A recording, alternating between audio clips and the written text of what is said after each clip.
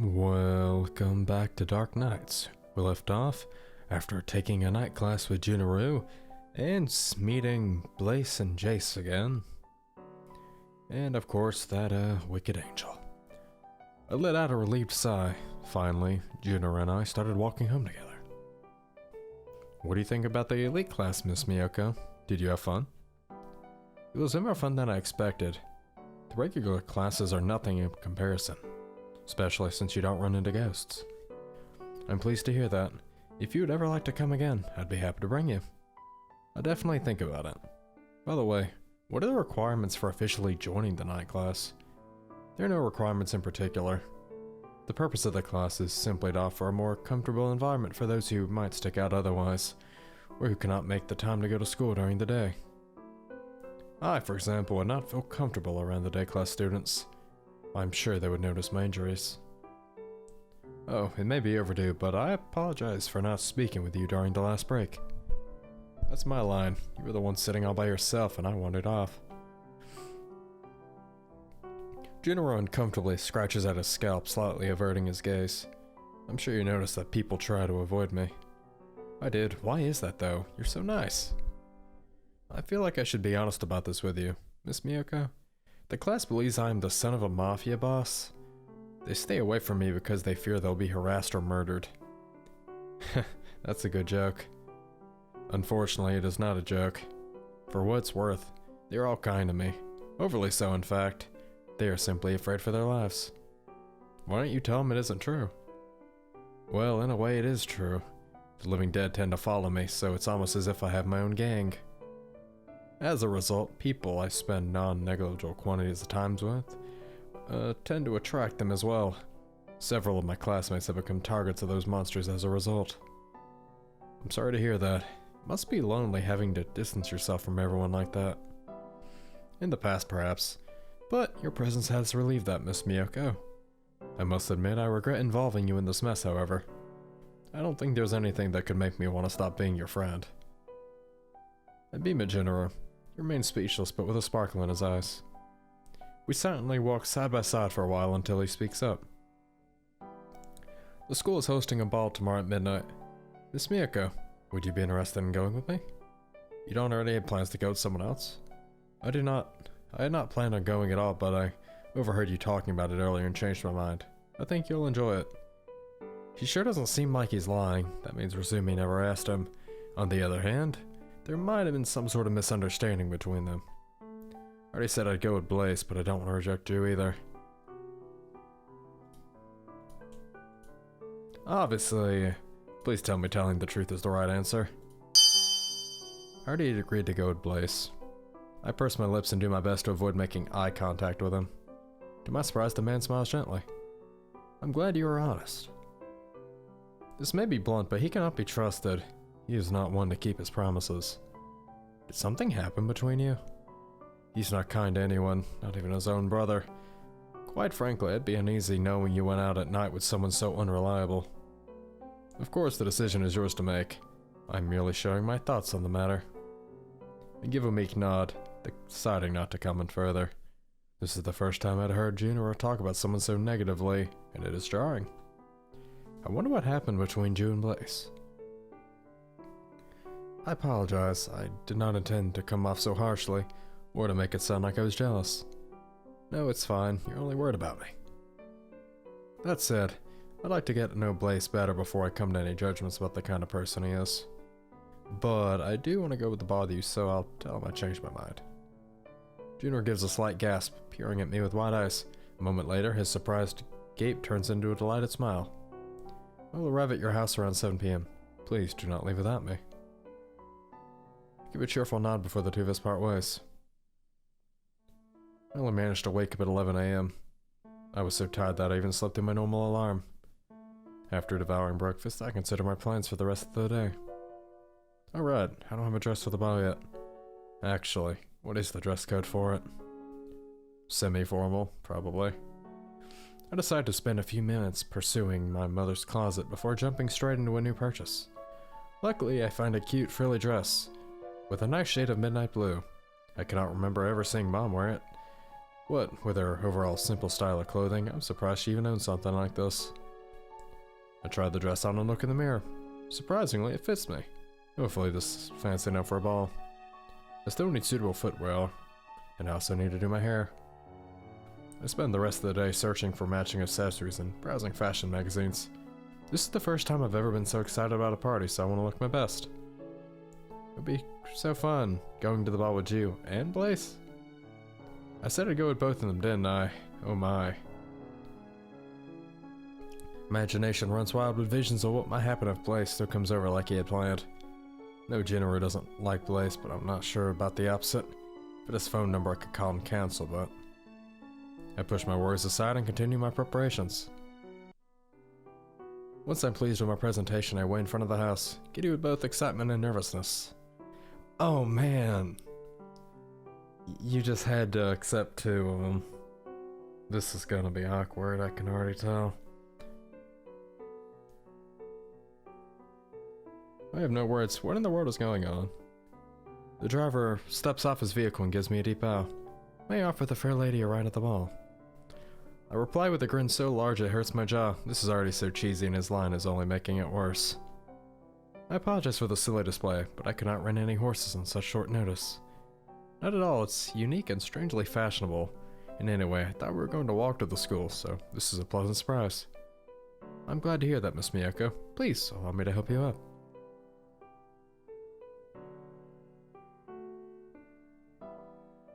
In the distance, I see Blaze dressed in a clean suit with a dark but fancy coat over it. Junoro soon follows my gaze. Ask what you're doing here, Blaze? That's my question. Why don't we go as a group of three, since we're all here and all? But for some reason, Junoro agrees to the proposal almost instantly. Blaze initially refuses, but we persuade him to join us in the coach by pointing out he might find someone else without a partner at the school's entrance. Junoro goes back to the driver's seat while Blaze and I step inside the carriage. I tried to diffuse the awkward atmosphere by starting a conversation. I'm glad you showed up after all, Blaze. Right. I'm sorry, I didn't mean for things to... It's okay.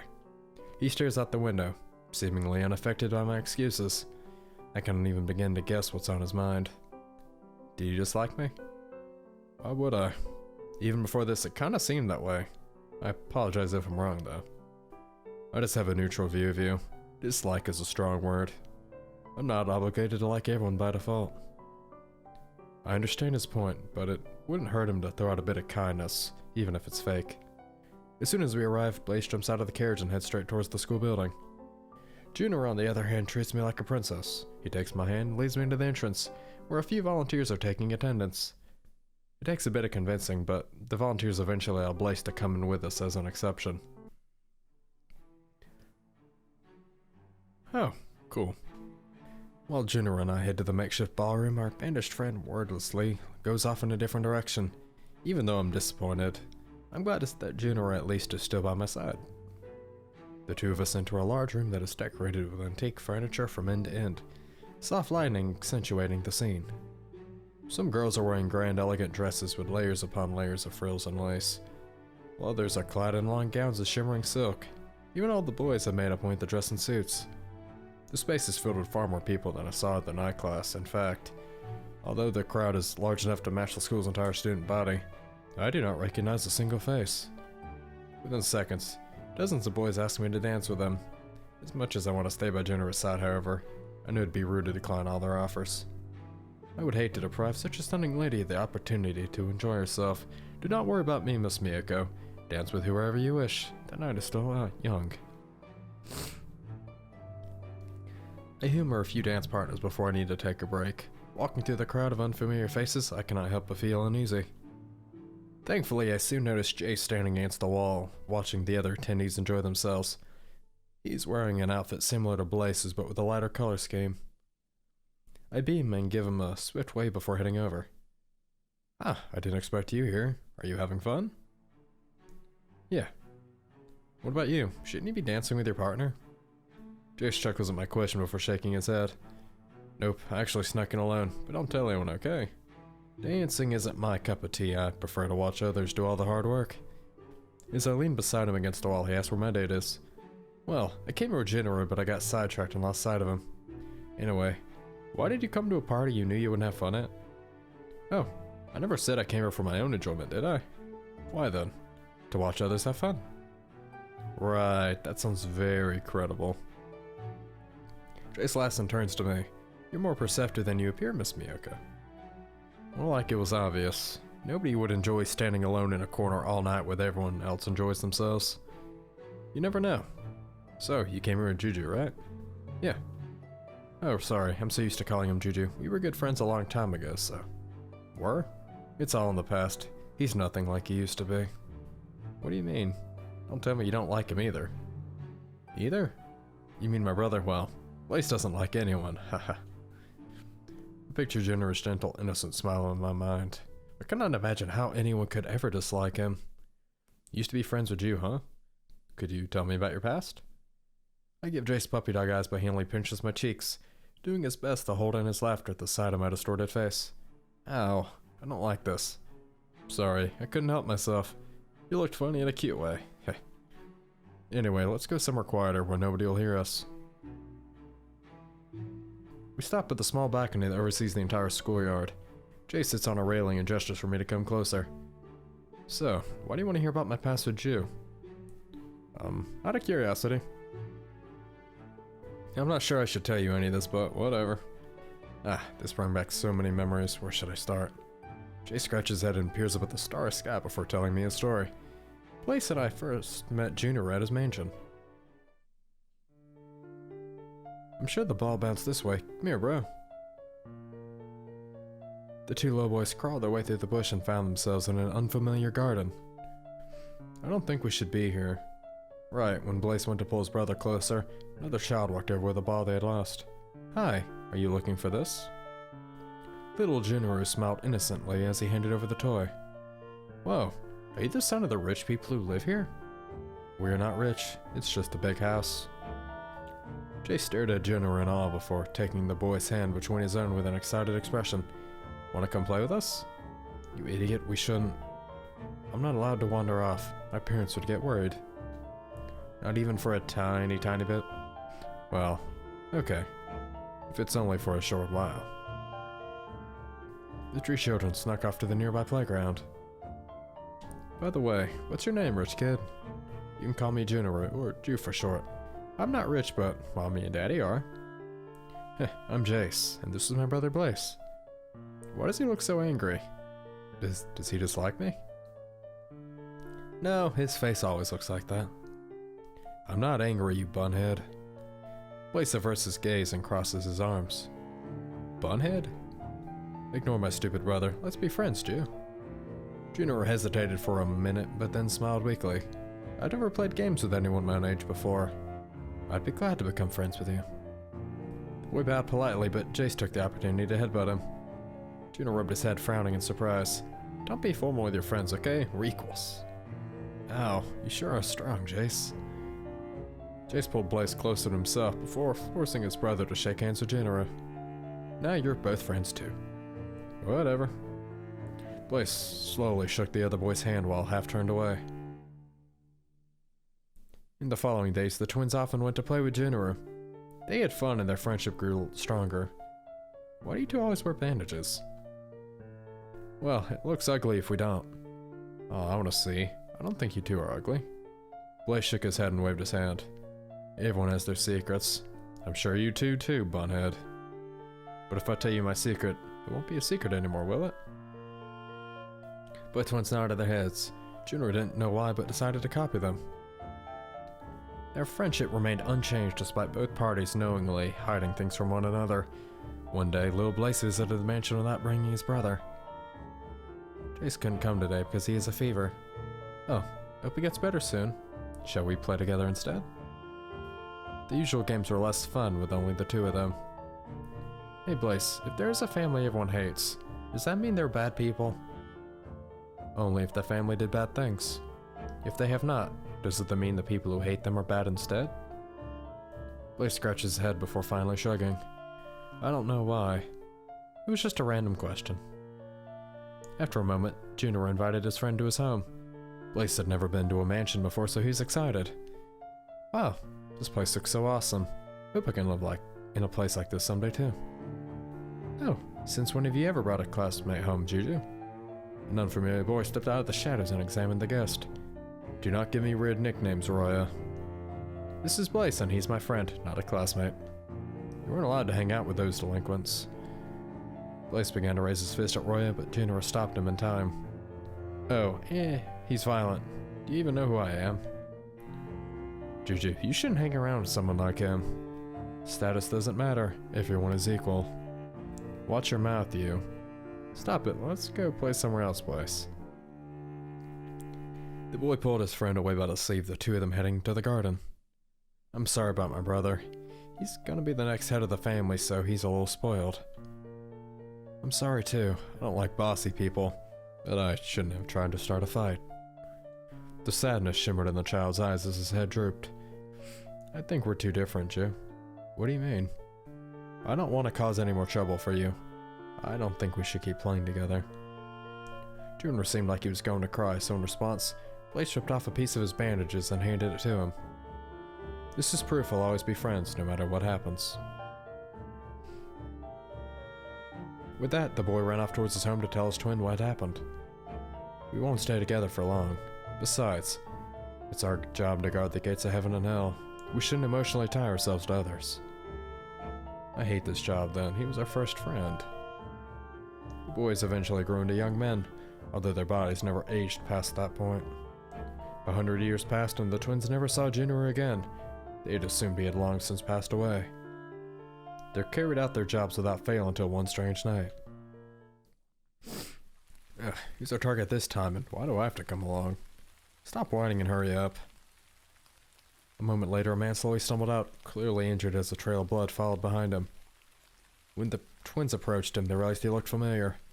The man, barely able to stand, peered at them through his golden eyes. The nostalgia instantly called Blaze and Jace to recall memories from a distant time. Jace's lips called out, as if on their own, Junuru. In a reply, the man surprisedly raised his eyebrows. Blaze, Jace? Oh, wow. You're looking a lot younger than I would have expected, Kenriji. I could say the same about you. Jace began to lend Jinra a shoulder, but Blaze pulled his brother back. Don't help him, he's our target. You're kidding, right, bro? We've seen him move with our own eyes, how can he be dead? What are you two talking about? Jinra grabbed his chest and coughed up blood even though he was pain. Blaze showed not even an ounce of pity. We only have to kill the living dead. You must have been mistaking him for someone else. Don't you think it's weird he appears so young after a century has passed? So, Mr. I still look young after 100 years? Why don't you tell us your secret? Again, I could ask you the same question. In any case, if I tell you my secret, it won't be a secret anymore, will it? No more joking around, we're not kids anymore. Up close, Blaze finally noticed the bandages around his neck. They seemed familiar, in fact. They looked exactly like the ones he'd given the man 100 years ago. Bro, don't be so rough with him, he's injured, you know? Blaze slowly released the other man at his brother's behest. Then in the blink of an eye, Junior took the opportunity to sprint away as best as he could. What the heck? He's running away. Actually, he's doing a pretty good job of it. What with those wounds? How pointless. The brothers chased their target and caught him up within seconds. Blaze grabbed Junior's arm and threw him against the wall before wrapping a hand around his neck. Were you just pretending to be injured to fool us? I was not. Why'd you run then? Is your target not supposed to flee? Junior didn't even flinch. Don't answer me with questions. I find it rather ironic that you're ordering me around. I thought you hated that type of person. People change after 100 years. So did I. The dark-haired man smirked when he suddenly mustered the force to rip away from Blaze's grip. However, his attacker did not give in peacefully. In the commotion, he tore the bandages off Junior's neck, revealing the stitches holding his head in place. Do you still remember this? He held out a piece of bandage before Blaze, whose eyes widened as he snatched the scrap away. At that moment, Junior swiftly took the chance to escape from Blaze. How did he do that? I can no longer feel any pain. I have no limitations on my body. The man's expression turned cold as he peered down at the brothers. He almost seemed like an entirely different person. He reached out to check the stitches around his neck were undamaged before correcting his dislocated joints. A normal person would scream from the pain, but to Junior it seemed normal. Jace began to charge at Junior, but Blaze grabbed his brother's arm to stop him. "I'm fine, Jace. Let me send this guy to help personally." Blaze stood and removed the bandages wrapped around his arm, his limb morphing into a black metallic claw-like weapon. He dashed towards his target and slashed down with his claw. Junior, who's completely unarmed, had no choice but to keep dodging the assaults. "Why do you want me to die so badly?" "You're already dead. I'm only here to send you where you belong." "And you brought your brother along so he could watch us fight?" "One of us is enough to take you down." "You're being too cocky to win." But then, as if his own words were a curse, he made a misstep. He dodged Blaze's bandaged fist, but momentarily forgot to cut the claw. With Junior's guard broken, Blaze managed to pin him to the ground. "Any last words?" The blue-haired man lowered his claw against his former friend's neck and glared at him. However, even on the cusp of death, Junior managed to smile. "I remember the time we spent together like it was yesterday. Those were some of the happiest moments of my life. I thought I'd finally found friends who would accept me." As Blaze peered into Junior's eyes, those same memories flashed through his mind. The time they played hide-and-seek together, even the very first day they met and played in Junior's garden. "That is, until you killed my parents." Blaze suddenly paused and lowered his weapon. The scene became calm until their assailant's senses returned, and he raised his claw once more. Junior reflexively lifted his arms over his neck like a shield and managed to block the brunt of the attack, the sharp claws lopping a single arm off. Freed from Jace's hold again, Junior stood up and tried to reattach his limb. Oh, there was nothing he could do about his ragged clothes. Jace stood glued to his spot in confusion. He saw his former childhood friend approach his brother to speak with him, but he could not hear their words. The blue-haired man was frozen in place, and Junior threw twins a quick final glance before quietly leaving. "Blaze, why'd you let him go?" Jace placed his hand on his brother's shoulder, but he brushed it away. Blaze was acting weird. The man stood abruptly and walked past the redhead without even glancing at him. "Let's go." Jace's story has messed with my emotions, even though there were several parts I cannot understand. Well, that's all I can tell you. I'm having a hard time believing you're all so old. Hey, my mind is still young, though I'm not sure I can say the same about my brother. I don't know much about Juju anymore. That was the last time we actually spoke. Why don't you try to reconnect? Because he hurt my brother and I can't forgive him for that. Used to be friends though, didn't you? That's true, but Blaze clearly isn't ready for anything like this. You haven't seen the pain in his eyes. Sometimes on bad days it seems like he's about to break down. Anyway, I can understand why Junior hates us, so it's not like he's unjustified either. I purse my lips, and it's difficult to believe the three of them share such a heavy past. I try to express my thoughts and focus on something else. By the way, didn't you say you'd look ugly without those bandages? Was that illness you mentioned a lie? Heh, you're a sharp one, but not quite it. We're ugly because of the illness we have. May I see what's under your bandages? No. Aw, but I'm curious now. I just want to grab a pair of scissors and snip away. Jace laughs amusedly before bowing towards me, his face resting close to mine. Are you sure you won't regret it? Of course I would never call you ugly, Jace. Jace slowly begins to unravel the bandages around his chin, and I hold my breath as I wait to catch a glimpse of his face. Did it scare you? Not at all, if anything. I kinda wanna cry. Looks like it really hurts. Cry? Well, that's a first. Sadly, those, as well as other cuts on my body, are permanent. What? Your whole body is like that? What happened to you? Who would do such a thing? Being the guardian of Heaven's Gate isn't an awesome job, you know? People try to use you, and in some cases, torture you. So, Blaze is the guardian of Hell's Gate? Used to be. We abandoned our positions not too long ago. We still have our abilities and everything, but we're only working for ourselves at the moment. Interesting. So, when you were a guardian, were you sending people to heaven? That's oversimplifying it, but you could say that. We were like lazy Shinigami. Wow, you must have great powers then, huh? I can only send the dead, including lost souls, to where they belong, but Blaze has always been called for more jobs than me. Humans are ruthless creatures, you know. You'd be appalled at how often they wish others would go to hell. In a way, the only reason we have these powers is because we inherited them from our parents. My brother doesn't really want to hurt anyone, but he can only send souls to... Not saying that out loud. He suffers enough as it is, so please be patient with him. That's his way of protecting himself. Speaking of which, does he have wounds like yours? Nope. If you want to know more, you'll have to ask him about it yourself.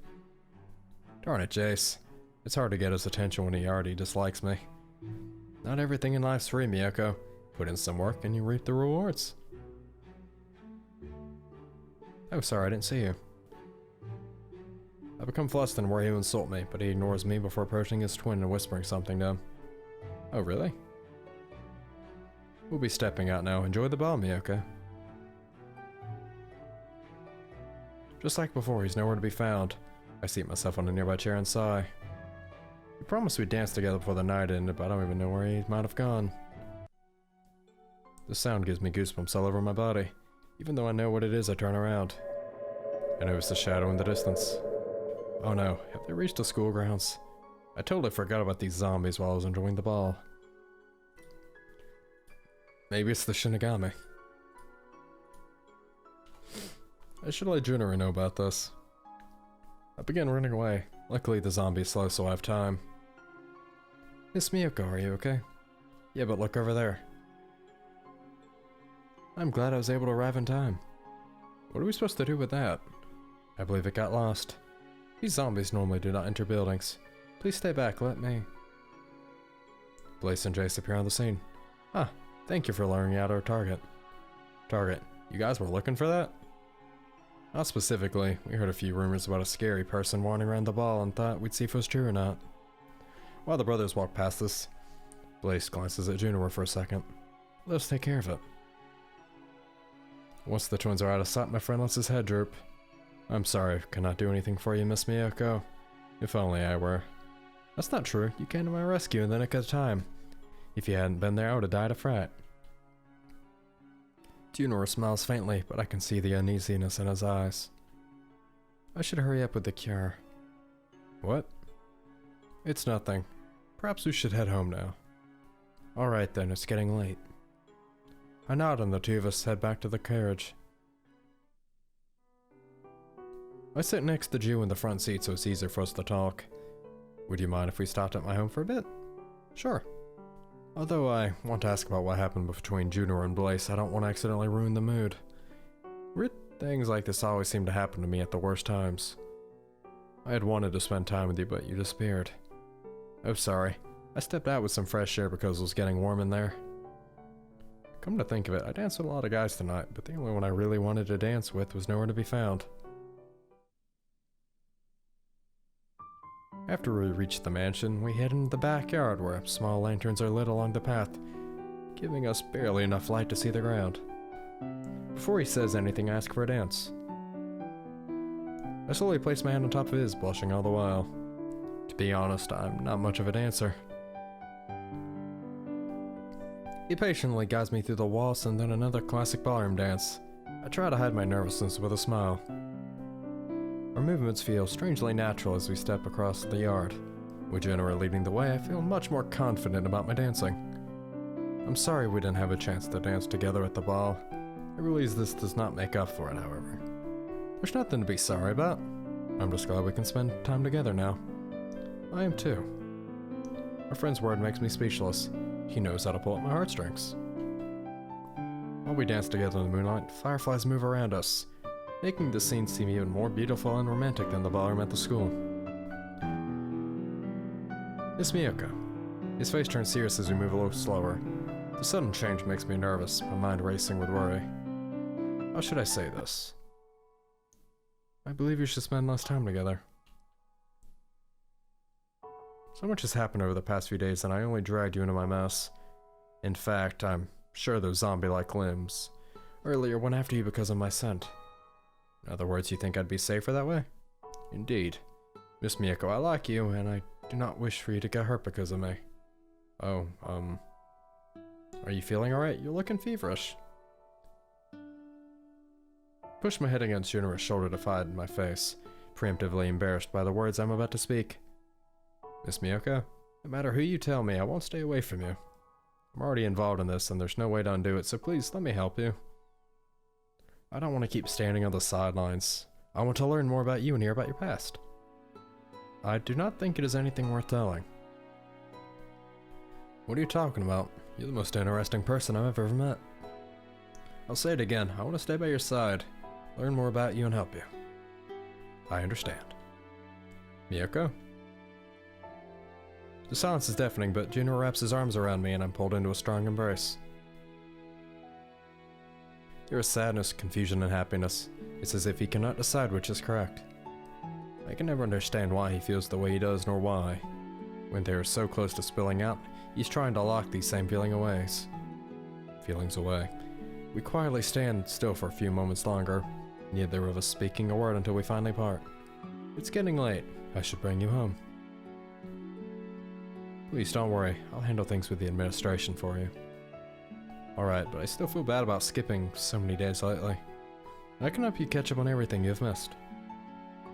Incidentally, I've read every textbook available at the school as a result of having too much free time.